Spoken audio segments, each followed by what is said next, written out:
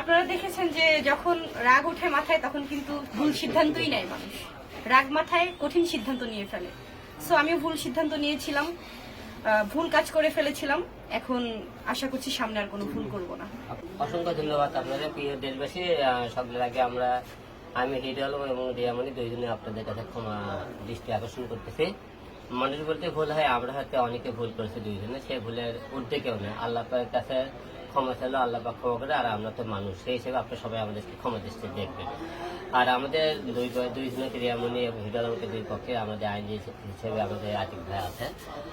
আতিক ভাই আমাদের দুই পক্ষের কথাবার্তা শুনে এবং মামলা দুই পক্ষে আমরা মীমাংসা হয়ে আমরা একত্র হয়েছে যে রিয়ামণি যে মামলা করেছিল সে মামলা উঠাই নিতেছে, আমি তো রিয়ামণির উপর যে মামলা করছি সে উঠাই নিতেছে। উঠে নিয়ে আমরা দুইজনের সামনে একসাথে সুন্দরভাবে যাতে সংসার করতে পারি এবং সুন্দরভাবে চলতে পারি এবং আমাদের দ্বারা মানুষ যারা কিছু শিখে আমরা এই ধরনের কোনো কিছু আপনাদের সামনে নিয়ে আসবো। এবং রিয়ামণির জীবনে যে ভুল করছে আমি চাবো যে তুমি স্ত্রী হিসেবে একটা স্বামীর যে এরকম দায়িত্ব এবং স্বামীর কথা মতো চলা, যে বারবার তোমার উপর আমার একটা অভিযোগ দিলে তুমি আমার কিছু কথা শোনো না। দেশবাসী সবার কাছে আমি ক্ষমা দৃষ্টিতে বলছি, আমাকে ভুল করলে আমি তাকে ক্ষমা দৃষ্টিতে দেওয়া অবশ্যই মাফ করে দেবো। এবং সে আমি যদি কোনো ভুল করি তুমি সেই আমাকে ক্ষমা দৃষ্টিতে দেখে বাকি জীবন যাতে ভালোভাবে চলতে পারে সেই হিসেবে দেশবাসীর কাছে দুইটি কথা। আসসালামু আলাইকুম, আমি রিয়ামণি। বিগত দিনে আমাদের মধ্যে যে ঝামেলাটা চলছিল এটা অ্যাকচুয়ালি অসুস্থ ঝামেলা আমি মনে করি। সম্পর্কের মধ্যে যখন তৃতীয় ব্যক্তি ঢুকে যায় তখন সম্পর্ক এরকমই এলোমেলো হয়ে যায়। তো আমরা আশা করছি আমাদের মধ্যে যেন কোনো তৃতীয় ব্যক্তি আর এন্ট্রি না নিতে পারে। আর আমাদের মধ্যে যে ঝুট ঝামেলা ছিল বা অভিযোগ ছিল, আলমের আমার উপরে অভিযোগ ছিল, আমার আলমের উপরে অভিযোগ ছিল, আমরা সবকিছু উইথড্র করছি এবং সামনে আগামী দিনে ভালোভাবে জীবনযাপন করব সেই আশা করছি। সবাই দোয়া রাখবেন আমাদের জন্য।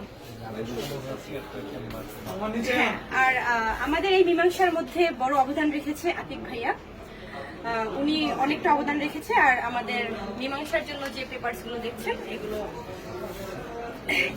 এগুলো দুজনেই আপোষনামা করে নিচ্ছি। ভবিষ্যতে আমরা একসাথে থাকার চেষ্টা করছি। অবশ্যই ভুল করেছি। আপনারা দেখেছেন যে যখন রাগ ওঠে মাথায় তখন কিন্তু ভুল সিদ্ধান্তই নেয় মানুষ। রাগ মাথায় কঠিন সিদ্ধান্ত নিয়ে ফেলে। সো আমিও ভুল সিদ্ধান্ত নিয়েছিলাম, ভুল কাজ করে ফেলেছিলাম। এখন আশা করছি সামনে আর কোনো ভুল করব না। Thank you so much.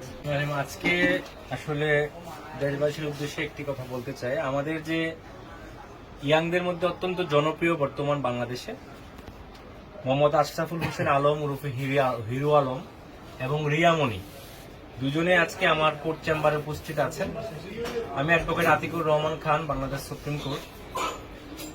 তাদের মধ্যে সাম্প্রতিক সময়ে আমরা বিভিন্ন ফেসবুক মিডিয়ার মাধ্যমে দেখতে পেয়েছি যে তাদের মধ্যে স্বামী স্ত্রীর মধ্যে একটা মিসআন্ডারস্ট্যান্ডিং এবং এটা অনেকদিন যাবৎ চলমান। দুই পক্ষের বিরুদ্ধে মামলা মোকদ্দমা করেছেন। হিরো আলম আমার পাশে আছেন, আমাদের নায়ক। হিরো আলম ওনার ওয়াইফ রিয়ামণির বিরুদ্ধে মামলা করেছেন, রিয়ামণিও হিরো আলমের বিরুদ্ধে মামলা করেছেন।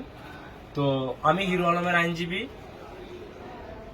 পরবর্তী সময়ে তাদের দুই পক্ষের মধ্যে আজকে আমাদের চেম্বারে সুষ্ঠু সমাধানের লক্ষ্যে আমরা দুই পক্ষকে ডেকে আপোষ মীমাংসা করিয়েছি এবং আজকে যৌথ আপোষনামার মূলে তাদের মধ্যে একটি স্থায়ী সমাধান হয়েছে এবং আমরা আশা করি আগামী দিনে, যেহেতু হিরো আলমের নেগেটিভ পজিটিভ দুইটাই ইম্প্যাক্ট আছে, কিন্তু পজিটিভ ইম্প্যাক্টে অনেক বেশি। হিরো আলম বাংলাদেশের একটা ব্র্যান্ড, অনেক মানুষ তাকে পছন্দ করে, অনেক ফলোয়ার।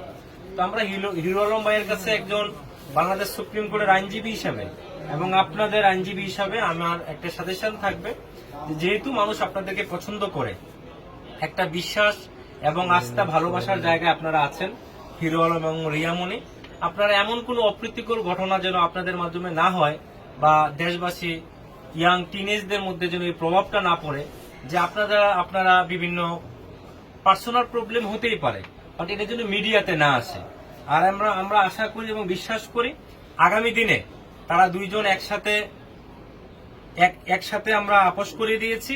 আমরা আশা করি আগামী দিনে স্বামী স্ত্রী রূপে তারা খুব আইডিয়াল হাজবেন্ড ওয়াইফ হিসেবে তারা তাদের দাম্পত্য জীবন পরিচালনা করবে, তাদের কাজকর্ম করবে। ধন্যবাদ।